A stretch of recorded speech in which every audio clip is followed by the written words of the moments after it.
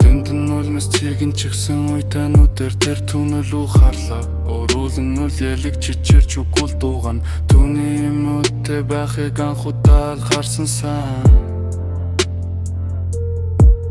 Ямар астай хүн түүний гомдод байна гэж өөрийн нэргүй бодоо.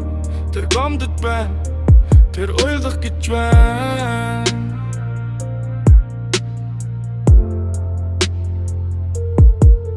Үргэжил хатуу чангуучтай байдаг. Түүний хүртэл үйлүүлэх хүн байдаг юм байна гэж бодод өөрийн нэрхгүй атархал дүрн.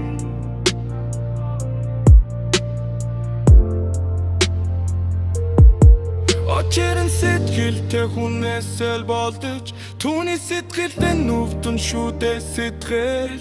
Гаргасан болохоор л гомдон, харсан болохоор л араас нь үдсэн ядаж чадна. Тэгж бодмох цоо тоогоогоо сэгсрээд бодсон зүйлдээ инээ түрүүн толоос. Харанга түүнийг өвдөгөж буй хүн датаха зогсож байх гэжтэй.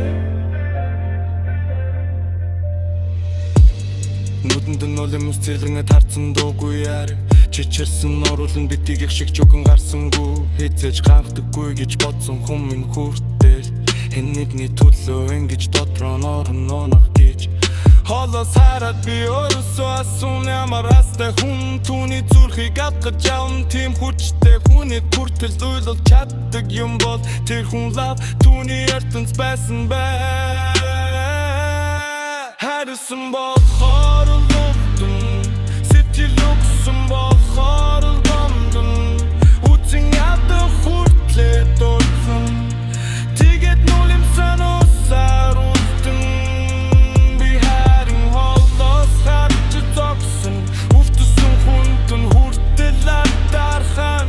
Түүний зүрхэн багтаж чадсан болохоор надаас илүү аттай. Толгос ихсэрч өөрийгөө шолон инэн. Ямар тэнэг бодов гэж өөрийгөө зэмлэн гихтээ үнэн ганцхан. Түүний нулмас надад хүртэл ух.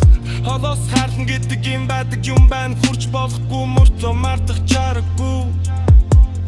Түүний инэмсэглэл ор хүн зөөрүүлэгцэн ч би дотроо чимээ бихэн юурож үлдэн.